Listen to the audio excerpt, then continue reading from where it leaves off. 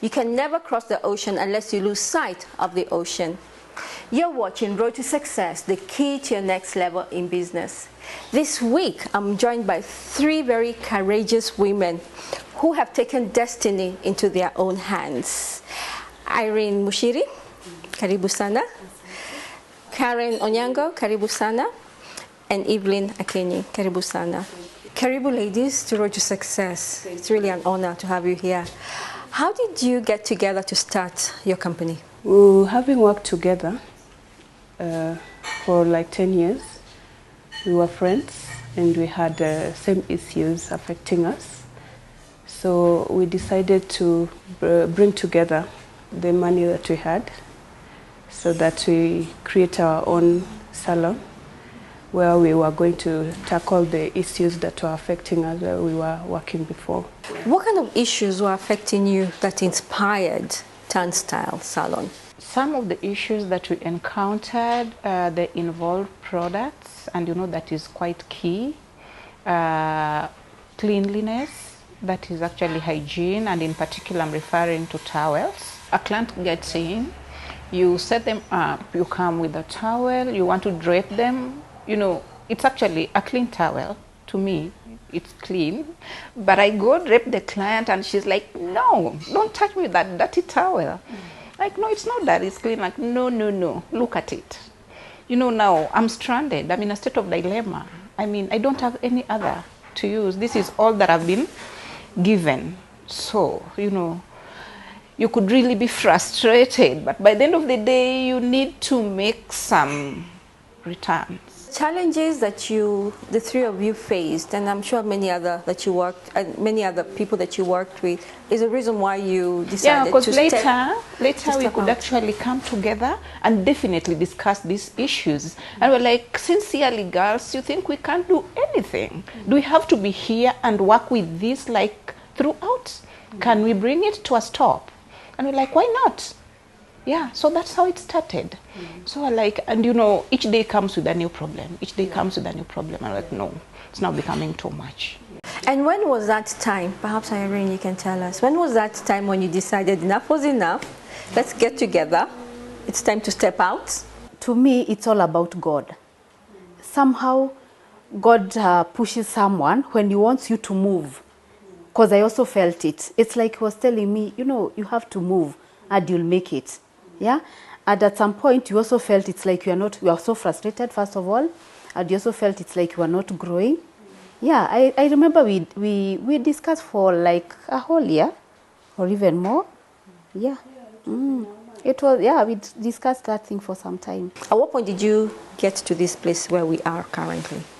We were actually looking for a salon where we could move, like the three of us or more. But there was no salon which could accommodate all of us. We could get a space for one person or two, but we really wanted to work together. So as we were looking around, then we saw a building that was next to this place where we were looking for space to even start our own. Then it was too expensive there.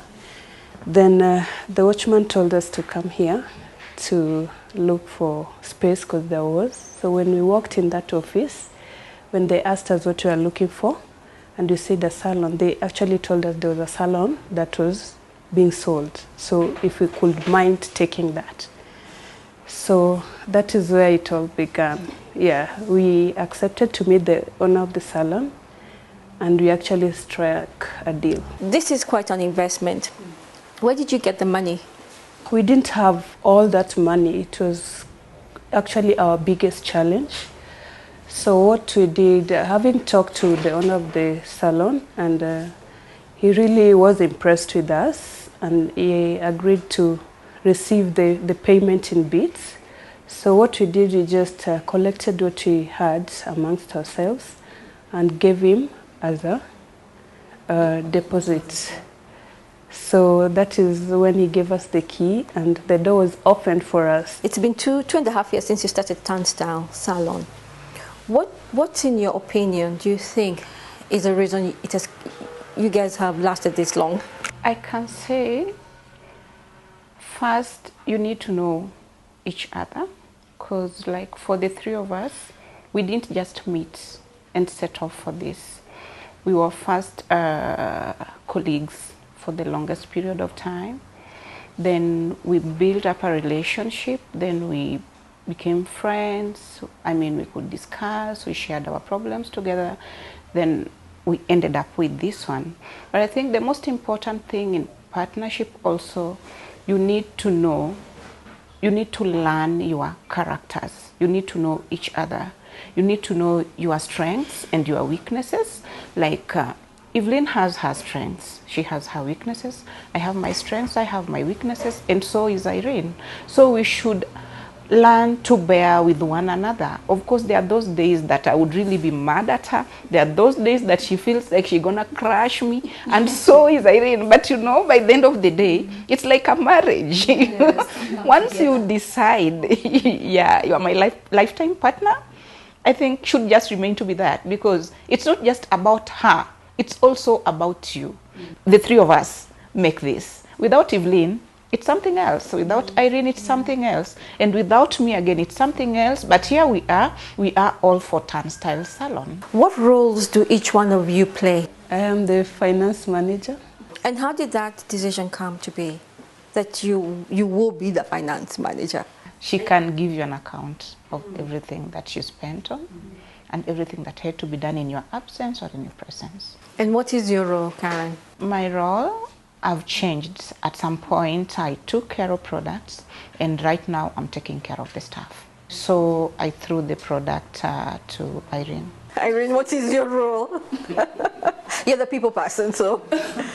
I really take time to listen to someone, and by the time maybe I hear someone, I'll listen and understand why the person is coming to tell me about a certain product at that particular time, and maybe that time the client is seated. How have you decided to resolve conflict amongst the three of you? A conflict is not something that you plan for. Yeah, and it's not something you wish to happen, but when it happens, we address it. And once we address it, we try to act mature and we move on. Besides passion, which I see amongst the three of you, what else would you say has been the key to your success? By the end of the day, we know what the three of us want from here. We know why we are here, and for that reason, we always talk the same language. We must take a break, but when we come back, we want to know how you have been able to market Turnstyle. You're watching Road to Success, the key to your next level in business. Don't go away.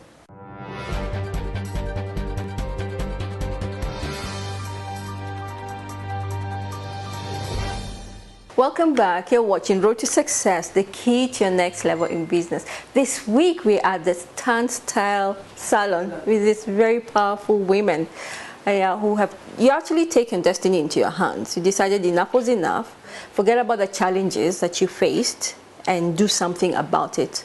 Yeah? How have you managed to market yourself? Besides the clients that you had, you each had personal clients, yeah? How else have you managed to market yourself? We market through Facebook, Instagram, and client referrals and door-to-door marketing. That is basically how we've managed to get more clients. And what makes you different from any other salon? We have our clients' interests at heart. That's why you can see all these professional products here. What kind of services do you offer? Any professional service that would look forward to, especially when it concerns your hair, your skin, and your nails. We do offer such. So the three of you, honestly, you have moved from one place to another, looking for that greener pastures. What have you put in place here that you have retained some of your staff for this long? Because I can see some of the staffs who started with you here. I think the core reason, one, you really have to be mature. By the end of the day, we are just human beings. We are not angels. Yeah. You know, they are not, you are not. So get a level ground. Don't be too judgmental, you know. I mean, give an ear to that person who wants to talk to you. Listen to them. And where you can assist or chip in, please do it. Don't be too hard on them. It will scare your best away from you. Yeah. You came from employment to starting this empire of yours. There must have been challenges, really, because it can't have been that smooth. Honestly, when we started, we didn't think so much about the entrepreneurship part. We were actually thinking about saving ourselves with, this employment issue, plus taking care of our clients who we really loved. So when we came in, challenges of management were there. Like, okay, end month is here. Wow. How do you do the accounts? The bank.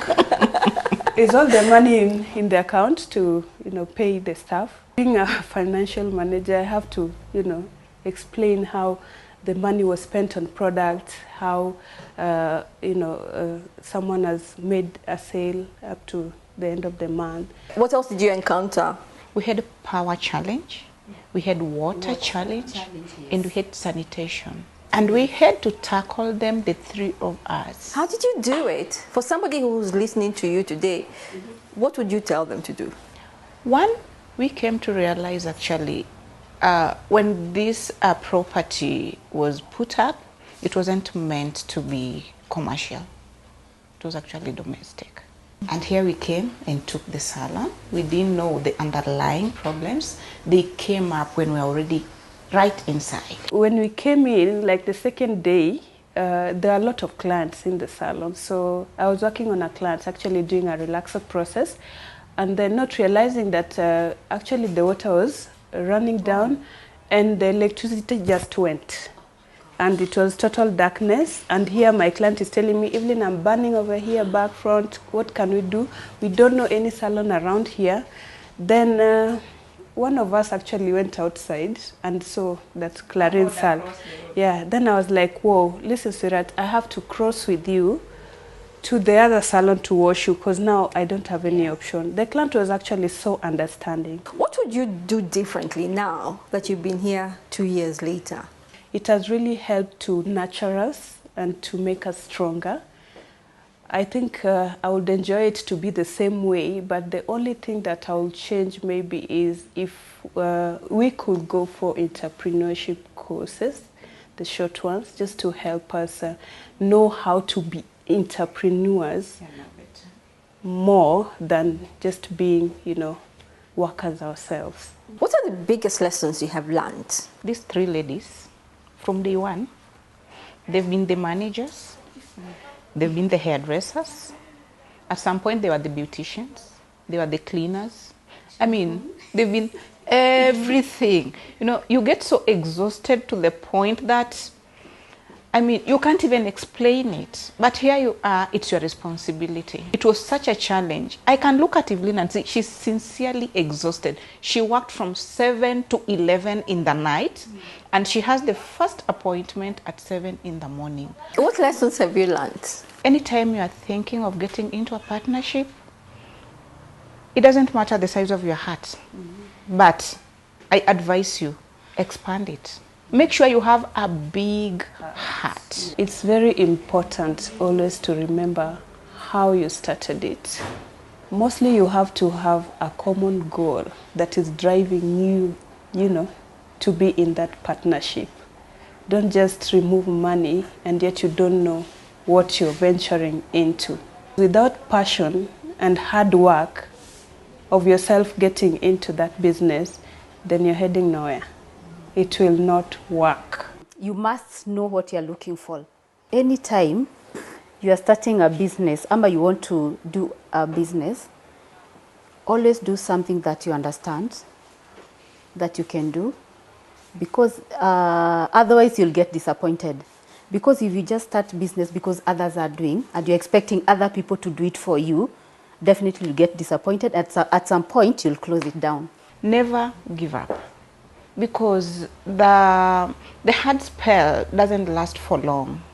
It just lasts for a short time, but it will depend on how well you handle the situation at that time. It will determine your tomorrow. Be determined, stay put, and stay focused. When you enter into business and you imagine that you've invested your money expecting dramatic cash flow,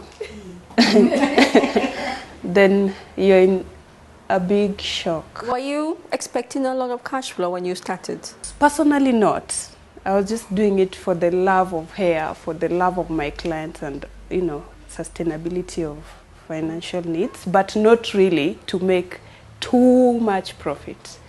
But I'm just advising people that when you enter into entrepreneurship and you invest your money and you expect returns immediately, then you'll be so much disappointed. You'd rather enter into entrepreneurship and do what you love, what you're passionate about, what you can even wake up at midnight and still do without feeling like you're pushing yourself.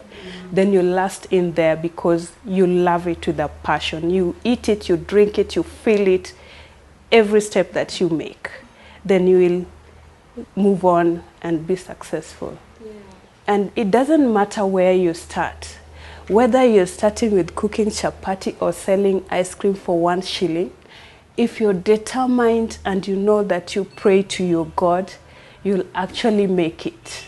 Another 5 years, where do we see Turnstyle Salon? My dream is we have like a college where we can train people to become professional hair designers and beauticians.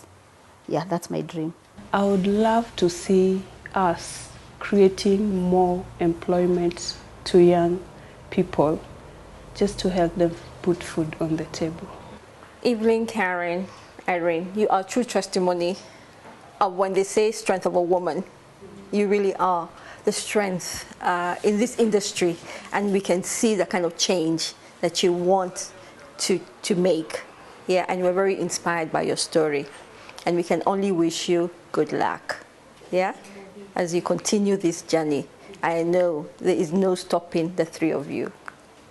Thank you so much for your stories. You're welcome. Thank you.